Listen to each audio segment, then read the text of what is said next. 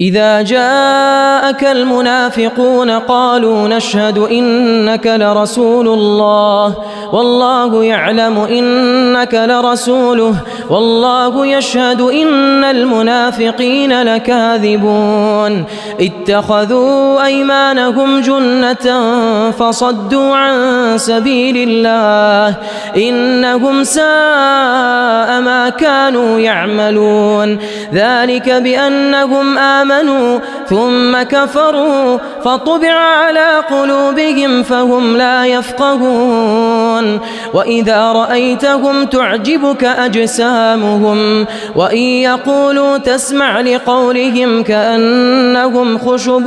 مسندة يحسبون كل صيحة عليهم هم العدو فاحذرهم قاتلهم الله أنى يؤفكون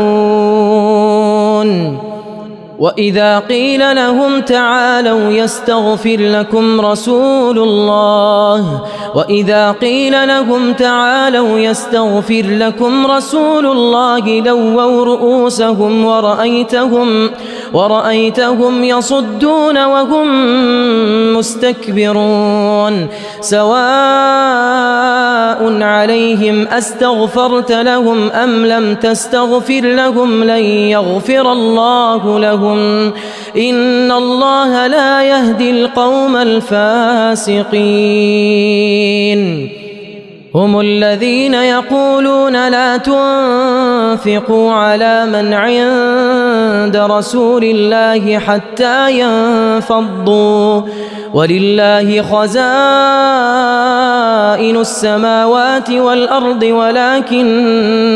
ولكن المنافقين لا يفقهون يقولون لئن رجعنا إلى المدينة ليخرجن الأعز منها الأذل ولله العزة ولرسوله وللمؤمنين ولكن المنافقين لا يعلمون يا أيها الذين آمنوا لا تلهكم أموالكم ولا أولادكم عن ذكر الله ومن يفعل ذلك فأولئك هم الخاسرون وأنفقوا مما رزقناكم من قبل أن يأتي أحدكم الموت فيقول رب لولا أخرتني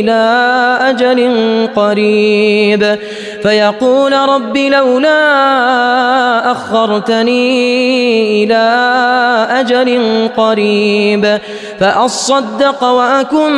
من الصالحين ولن يؤخر الله نفسا إذا جاء أجلها والله خبير